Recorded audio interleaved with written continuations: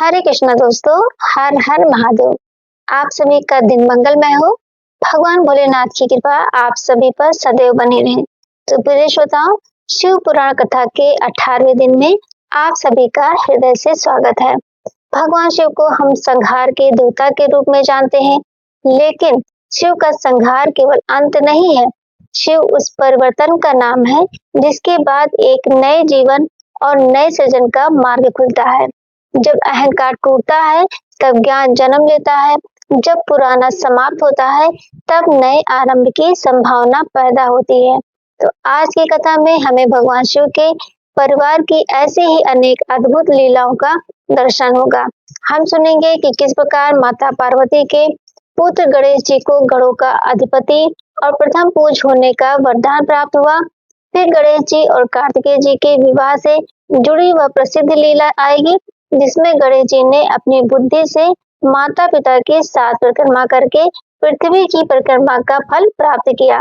इसके बाद गणेश जी का सिद्धि और रिद्धि से विवाह, उनके पुत्रों का जन्म और कार्तिकेय जी का क्रौंच पर्वत की ओर चले जाना भी सुनेंगे।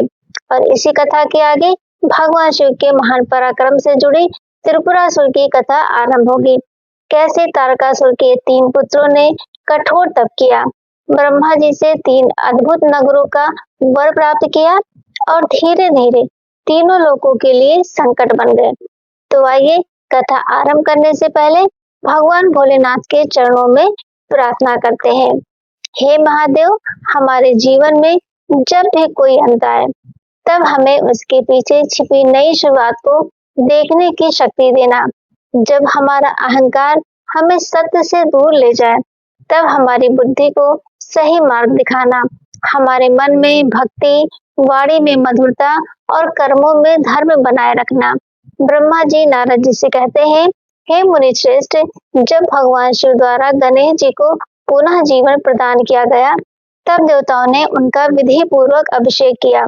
अपने पुत्र को जीवित और स्वस्थ देखकर माता पार्वती का हृदय आनंद से भर गया। उन्होंने प्रेम पूर्वक गणेश जी को अपने हृदय से लगा लिया और उनके मस्तक को चूमकर अनेक आभूषण और वस्त्र प्रदान किए। माता पार्वती ने गणेश जी को आशीर्वाद देते हुए कहा, पुत्र, तुमने बहुत बड़ा कष्ट सहा है, लेकिन अब तुम समस्त संसार में सम्मानित होगे। आज से देवताओं के बीच भी तुम्हारी पूजा विशेष रूप से की जाएगी। तुम्हारे स्वरूप पर सिंदूर का जो तेज दिखाई देता है, इसीलिए जो भक्त श्रद्धा से तुम्हें सिंदूर अर्पित करेगा उसकी पूजा तुम्हें प्रिय होगी। माता ने आगे कहा कि जो मनुष्य गणेश जी की पूजा पुष्प, चंदन, सुगंध, नैवेद्य, धूप, दीप, तांबूल, आरती, दान, प्रणाम और परिक्रमा आज से करेगा, उसके जीवन के विघ्न दूर होंगे और उसे शुभ फल प्राप्त होंगे। माता पार्वती के आशीर्वाद से देवताओं और शिव गणों के मन में भी शांति स्थापित हुई। इसके बाद देवताओं ने गणेश जी को भगवान शिव के पास ले जाकर उनकी गोद में बैठाया। भगवान शिव ने स्नेह पूर्वक गणेश जी के मस्तक पर हाथ रखा और कहा, देवताओं, ये मेरा पुत्र आज से ये गणों का अधिपति होगा और संसार में इसका विशेष सम्मान किया जाएगा। गणेश जी ने भगवान शिव, माता पार्वती, ब्रह्मा जी, विष्णु जी और उपस्थित सभी ऋषियों को प्रणाम किया। तब ब्रह्मा, विष्णु और महेश ने एक साथ गणेश जी को आशीर्वाद दिया। जैसे संसार में हमारी पूजा होती है, उसी प्रकार तुम्हारी पूजा भी विशेष रूप से की जाएगी। मनुष्य जब किसी शुभ कार्य का आरंभ करे तो सबसे पहले तुम्हारा स्मरण और पूजन करे। जो तुम्हारी पूजा किए बिना अन्य देवताओं की पूजा करेगा, उसकी पूजा का पूर्ण फल प्राप्त नहीं होगा। इसके बाद सभी देवताओं ने मिलकर गणेश जी को गण अध्यक्ष और सर्व अध्यक्ष घोषित किया। भगवान शिव ने प्रसन्न होकर कहा, हे गिरिजानंदन, तुम विघ्नों का नाश करने वाले हो। संसार में तुम्हारा नाम सबसे पहले लिया जाएगा। तुम सबके पूज और गणों के अधिपति रहोगे। फिर भगवान शिव ने गणेश जी के लिए चतुर्थी व्रत का भी महात्म्य बताया। उन्होंने कहा कि चतुर्थी के दिन श्रद्धा पूर्वक गणेश जी की पूजा दूर्वा, सिंदूर, चंदन, पुष्प, धूप, दीप और नैवेद्य से करनी चाहिए। विशेष रूप से दूर्वा अर्पित करने का विधान बताया गया। व्रत करने वाले भक्त को रात्रि में गणेश जी के साथ चंद्रमा का पूजन करना चाहिए और ब्राह्मणों को भोजन कराकर अपने सामर्थ्य के अनुसार दान देना चाहिए। वर्ष भर व्रत करने के बाद विधि पूर्वक उद्यापन करने का भी विधान बताया गया। इस प्रकार श्रद्धा से गणेश व्रत करने वाले भक्त के विघ्न दूर होते हैं और उसके शुभ कार्यों में सफलता आती है।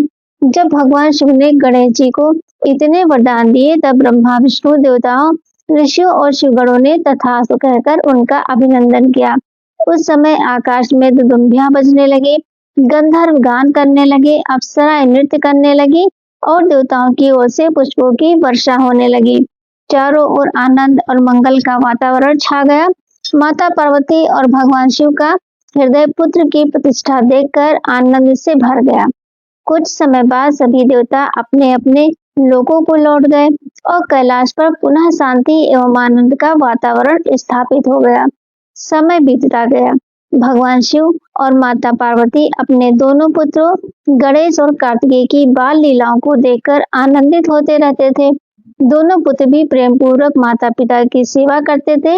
एक दिन भगवान शिव और माता पार्वती ने विचार किया कि अब दोनों पुत्र विवाह योग्य हो गए हैं।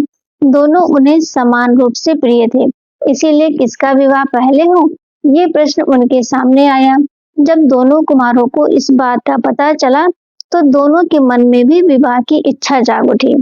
कार्तिकेय और गणेश जी दोनों कहने लगे, पहले मेरा विवाह होना चाहिए। माता पिता ने दोनों को शांत करते हुए कहा, तुम दोनों हमारे लिए समान हो, इसीलिए हम किसी एक को दूसरे से अधिक प्रिय कैसे मान सकते हैं। तुम दोनों के लिए एक परीक्षा रखी जाएगी। जो सबसे पहले पूरी पृथ्वी की परिक्रमा करके वापस लौटेगा उसका विवाह पहले किया जाएगा। ये सुनते ही कार्तिकेय जी अपने वाहन पर बैठकर पृथ्वी की परिक्रमा के लिए निकल पड़े।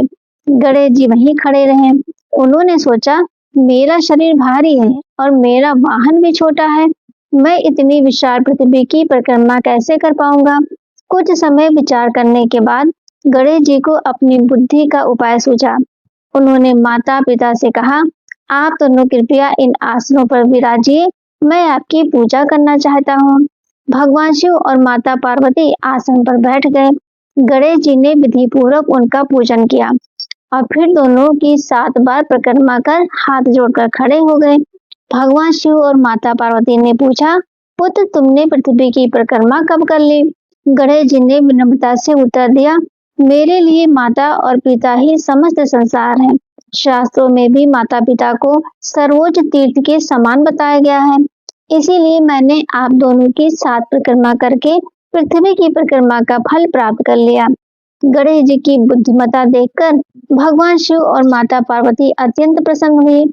उन्होंने कहा, पुत्र तुम्हारी बुद्धि वास्तव में अद्भुत है। तुमने धर्म और शास्त्र के मर्म को समझकर जो किया है वह प्रशंसनीय है। तुम्हारी बात स्वीकार है। इस प्रकार गणेश जी की बुद्धि के कारण उनका विवाह पहले करने का निर्णय हुआ। उसी समय प्रजापति विश्वरूप की 2 अत्यंत सुंदर और दिव्य कन्याएं थी, सिद्धि और रिद्धि। भगवान शिव और माता पार्वती की इच्छा के अनुसार गणेश जी का विवाह रिद्धि और सिद्धि से संपन्न हुआ। विवाह के अवसर पर सभी देवता और ऋषि उपस्थित हुए।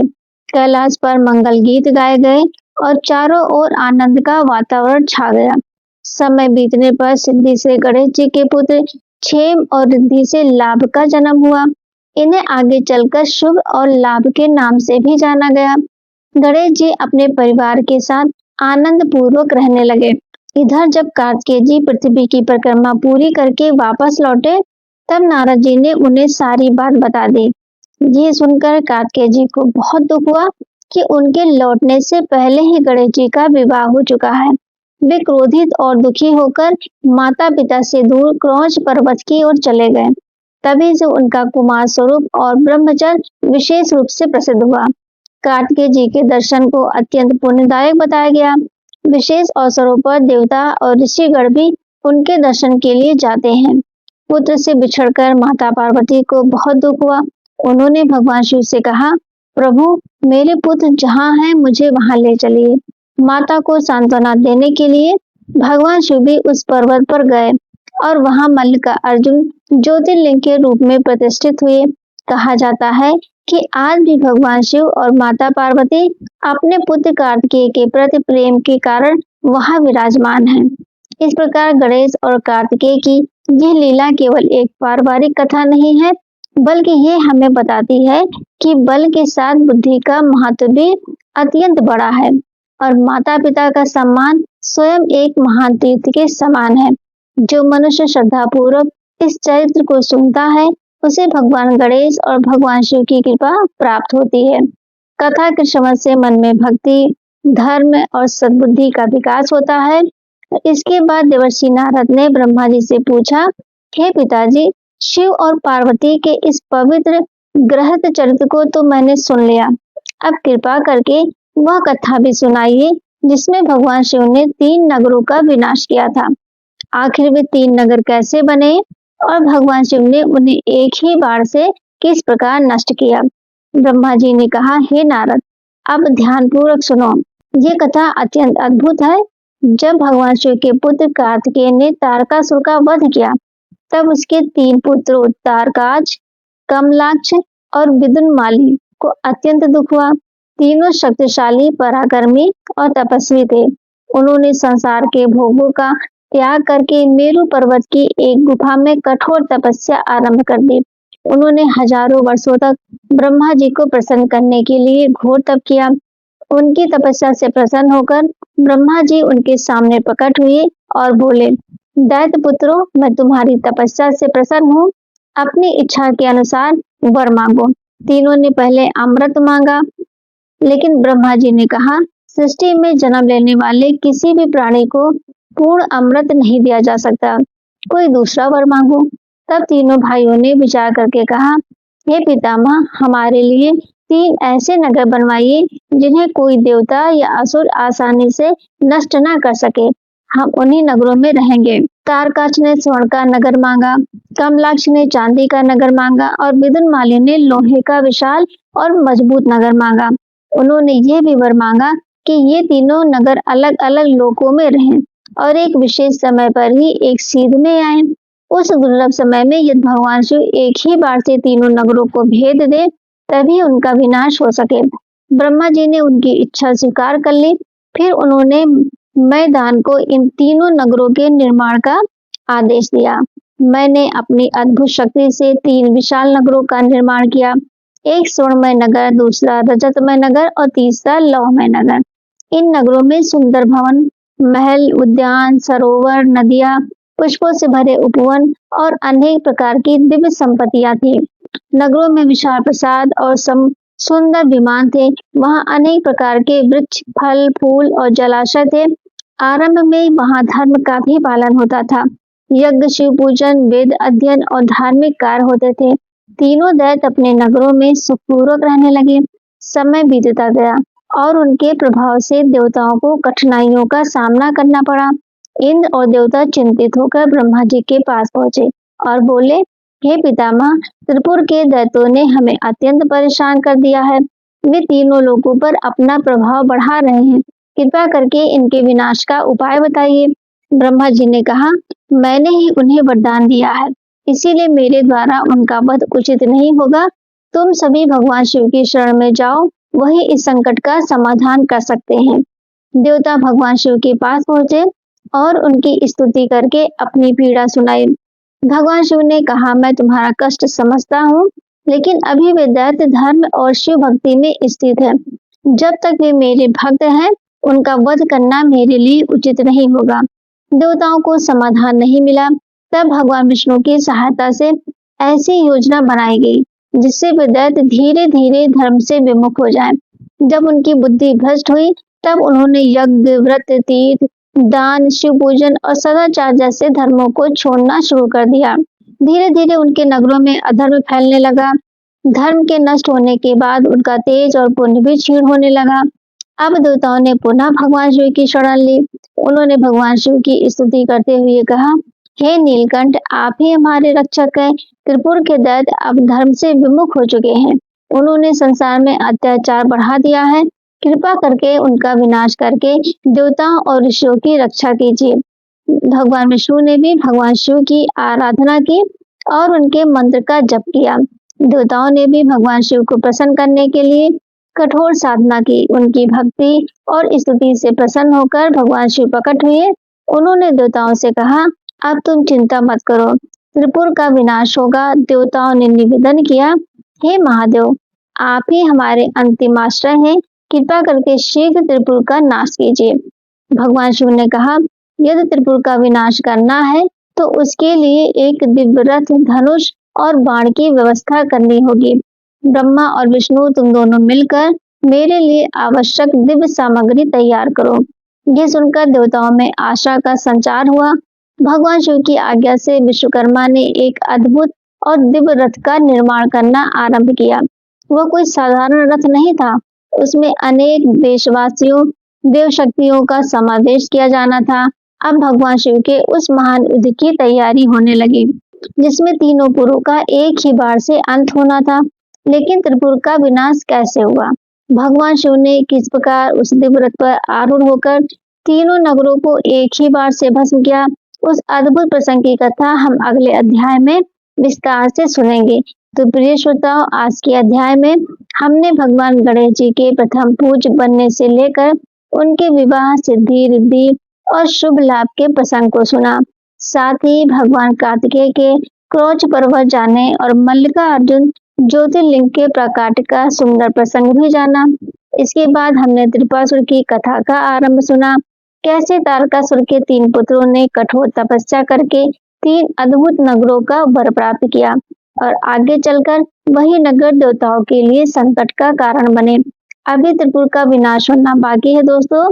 तो भगवान शिव किस प्रकार दिव्य रथ पर आरूढ़ होकर एक ही बार से तीनों पुरों का संहार करेंगे, ये प्रसंग अत्यंत अद्भुत और भगवान शिव के महान स्वरूप का दर्शन कराने वाला है। इसीलिए इसके आगे की कथा सुनने के लिए अगले अध्याय में हमारे साथ अवश्य जुड़िएगा। अब अंत में हम सभी भगवान भोलेनाथ से सच्चे मन से क्षमा प्रार्थना करते हैं।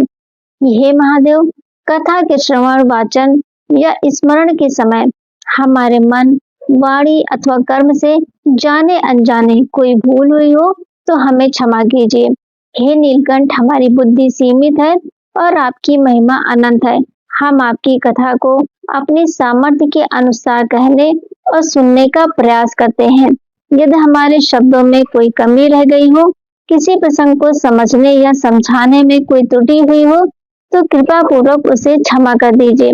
प्रभु, हमारे हृदय में अपनी भक्ति को हमेशा बनाए रखिए, हमारे अहंकार को दूर कीजिए, हमें सत्य और धर्म के मार्ग पर चलने की शक्ति दीजिए और जब हमारे जीवन में कोई कठिन समय आए तब हमें ये विश्वास दीजिए कि आपकी कृपा हमारे साथ है। हे भोलेनाथ, हमारी इस शिव कथा यात्रा को स्वीकार कीजिए, हमारे घर परिवार में सुख, शांति, सद्बुद्धि और मंगल बनाए रखिए, हमें अपने चरणों की भक्ति प्रदान कीजिए और हमारे सभी दोषों को दूर करके अपने शरण में रखिए। तो कल फिर मिलेंगे शिव पुराण कथा के अगले अध्याय में। तब तक के लिए हर हर महादेव दोस्तों।